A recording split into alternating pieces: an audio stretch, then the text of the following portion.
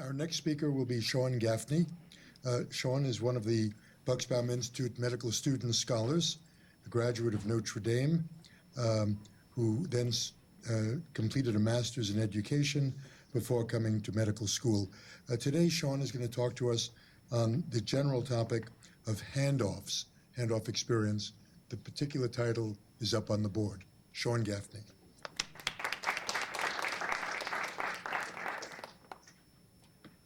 Thank you. I'd like to thank my mentors who support me in this work, and I'd like to thank the Bucksbaum Institute for having me here today. As Dr. Siegler mentioned, the particular focus of this talk is on handoffs, or handoffs are the transitions of care, as we just learned about, in this case from one provider to another.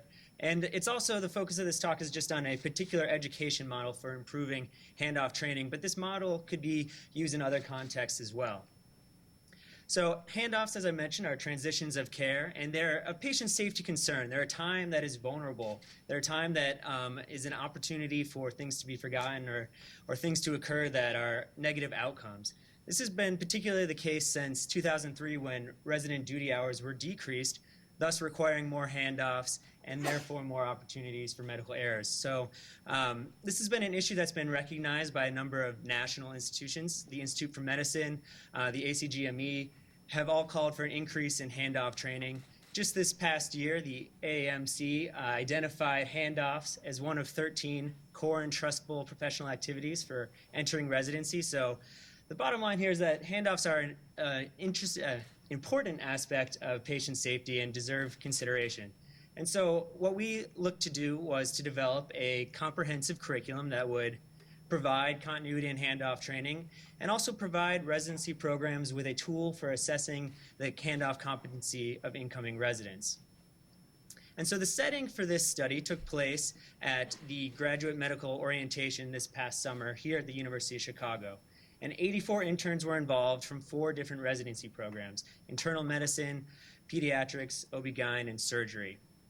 And the design of the study was really twofold. The first part was an online training module that was sent to the students ahead of time.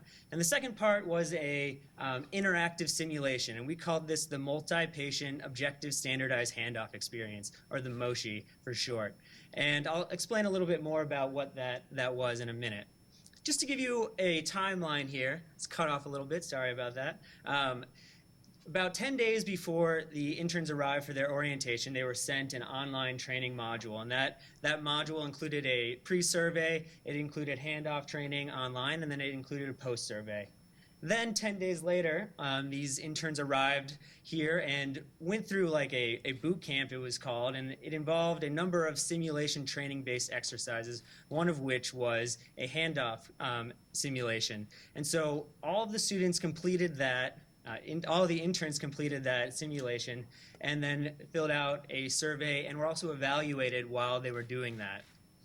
And so just to kind of give you a sense more of what was involved in this simulation, this isn't the most readable slide, but this was the handout form that was given to each of the interns ahead of time.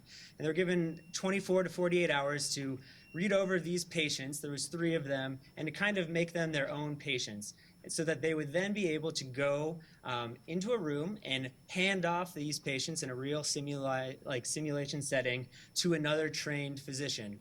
And that trained physician would then evaluate them on a number of outcomes. In this case, we used a 5-item checklist in order to evaluate their performance. All of this data was then collected and analyzed, and that's the results that I'd like to share with you here today. So just some baseline characteristics. Again, there was 4 residency programs. And as you can see here, of the 84 who participated, 69% had prior handoff training. Only 33% of those were satisfied with that training, though. And so the first thing that we really wanted to look at was self-reported preparedness. How prepared did incoming interns feel about performing handoffs? And so at baseline, we can see that 54% reported that they were prepared or very prepared. After completing the online training, this number jumped up to 88%.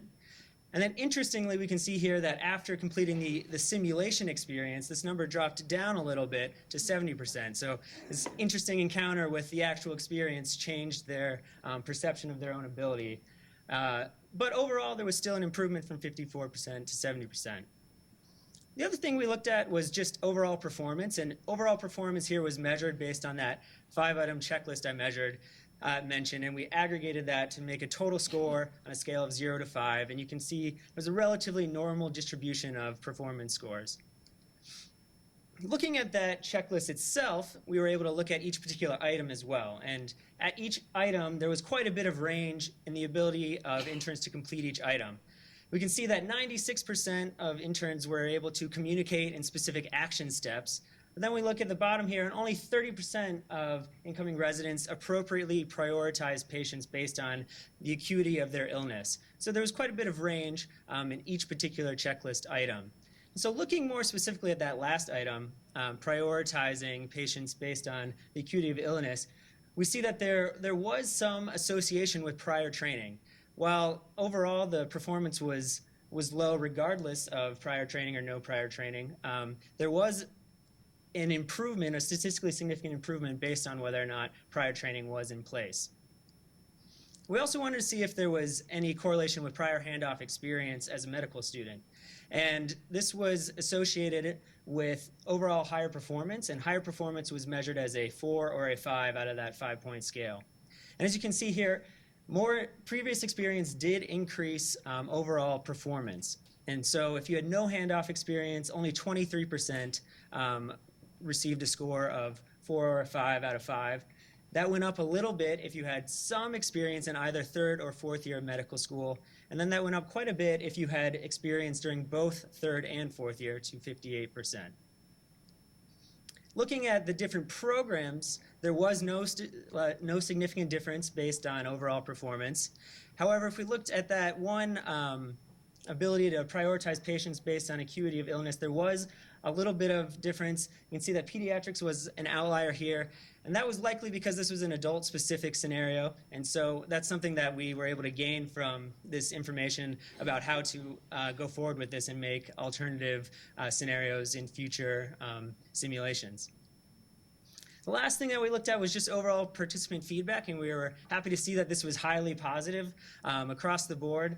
100% agreed that the E-module is an effective review of handoffs. That was the online training version. And then 100% also thought that the simulation was an actual realistic portrayal of a clinical setting. And as you can see, 88% will think that this will be useful to their future practice as a physician. Of course, there was some limitations from this, and one was that it was just done at one institution here.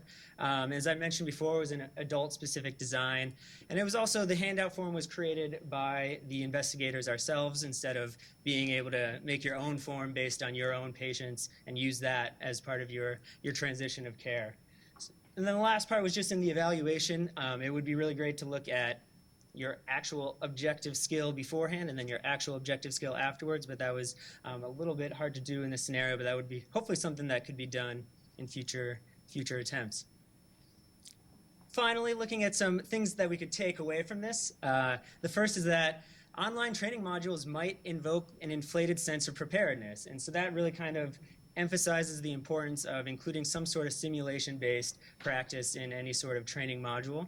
And the second thing is that prior handoff training and experience was associated with superior performance, and so that indicates the value of perhaps having more training during medical school, and also using this time point of the GME orientation as a chance to kind of reemphasize some of the important skills that we've talked about today in terms of improving actual ability to communicate and do other such things like handing off patients from one provider to another. And so with that, I'd like to thank all the collaborators on this effort and the Bucksbaum Institute for their support here. And I'd